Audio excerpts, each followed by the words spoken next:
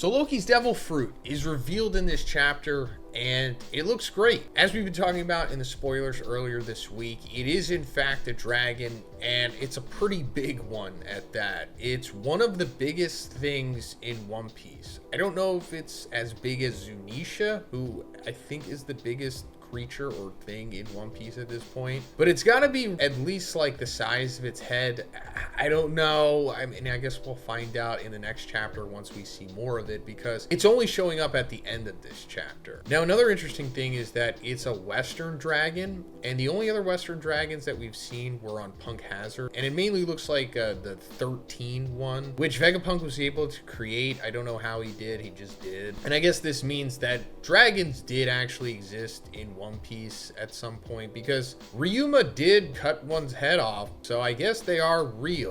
And I'm bringing that up because I don't know if this is like a mythical Zoan or just like a normal Zoan or even an ancient Zoan possibly. We're not getting any information on what this devil fruit is. The only thing we know about it is that it is the legendary devil fruit of Elbaf. Another thing that this reminds me of is the black dragon that we saw on the Adam Tree mural depicting what had happened, like I guess in the time before the Void Century, where we see like that dragon fighting against the Hellfire Serpent, and that dragon is either like the Earth God as referred to in the Harley text, or that's not the Earth God and it's the Celestial Dragon, like, you know, what the Celestial Dragon's name is based off of, and it came from space or the moon or something. We're just speculating, no confirmation on that, of course. But if it is the Earth God, then that would explain why this is such a legendary devil fruit, because this is like based off of like one of the primordial forces of the One Piece world, or at least implied to be. Now, granted, it seems like this dragon is shooting fire from its mouth, and we have yet to see that from Loki. And the horns are going the opposite way of Loki's, but also these are just Loki's ancient giant horns, so it really remains to be seen like what the true aesthetic of this dragon is, or even if it has horns, if Loki didn't in the first place. But I just wanted to put it out there because, you know, we just have to look at the other dragons in the series, I guess. And as I've also talked about before, the other dragon that we've seen in the series is like an Eastern dragon, which is Kaido's devil fruit, and there's already been like little hints put out there that Kaido might be the half brother of Loki. I made an entire video about that. I'll link it at the end of this one, but that could be another clue to it. Maybe, maybe not. I don't know. It doesn't really matter at this point. Kaido's dead, and I hope he stays dead. But now also, when we see Loki like appear in this chapter, like once he comes up from the underworld, there's like lightning and snow everywhere. And I don't know if this is like a part of Loki's devil fruit, but it could be, because we've seen Loki, you know, swing Ragnar before, and lightning comes from it. And before all of this stuff was revealed, we thought, oh, maybe that's tied into like the Ragnar hammer itself, like a hammer that ate a devil fruit, which could be mythical Zoan Ratasker. I don't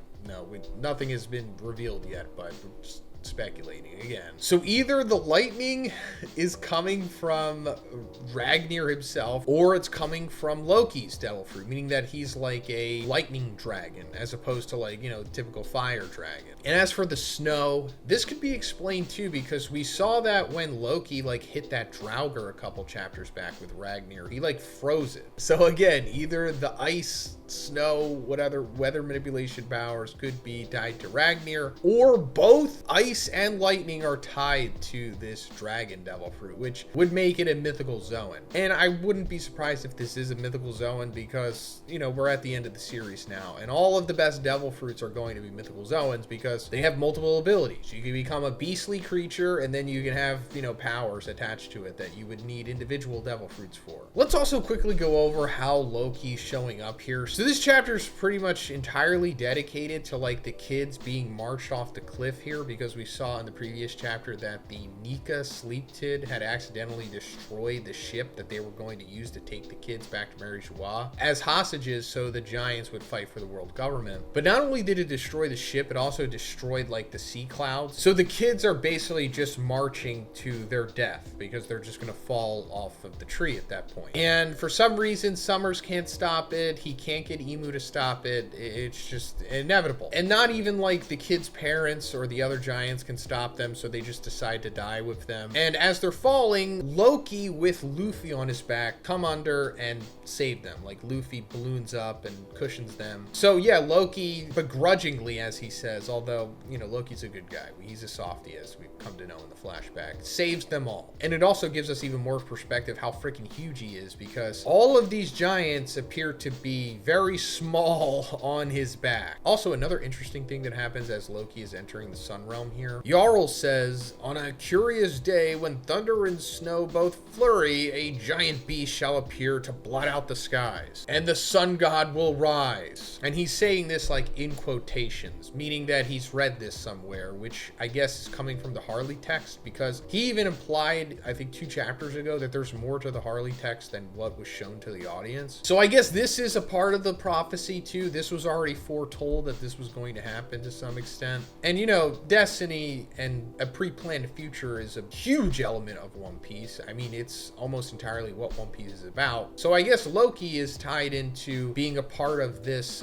Messiah journey as much as Luffy is, or at least for this part of the story. And also it appears that Loki is just taking care of all these sleep tids with the lightning, I guess. Again, we don't really know what's going on with this, but I guess the lightning is coming from Loki. And now that we're seeing how big and powerful he is, along with having freaking Gear 5 Luffy with him and Ragnir's here also on top of him, the momentum has shifted too much to the good guys at this point. And while they do have Holy Knights here, Summers and Killingham are probably no match for them. I'm just taking a guess. I mean, Summers definitely isn't, and I'm sure Killingham isn't that much stronger than Summers, if not just straight on his level. Now also, Emu is here, the freaking final boss of the series, the leader of the bad guys, inhabiting Gunko's body, so they could do something, I guess. I mean, they are noticing what's happening here. We do see one panel of them reacting to it, although not saying anything. So all 3 of them are going to have to fight Emu for them to have somewhat of a challenge, or for the stakes to be raised here. And even at that point, they probably could defeat Gunko/Emu, because it's not like Emu is at full power here, or at least I'm assuming. I mean, they struggled with freaking Brook in the last chapter, so come on. And this goes into what I was saying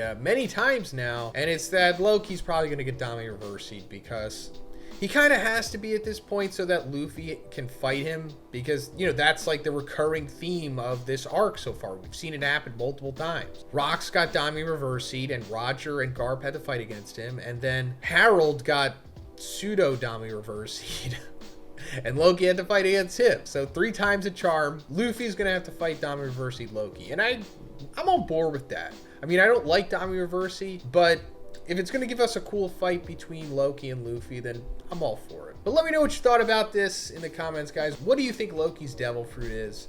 And if you liked it, please give it a like, and please subscribe if you haven't already. Have a great day, and I'll see you in the next one.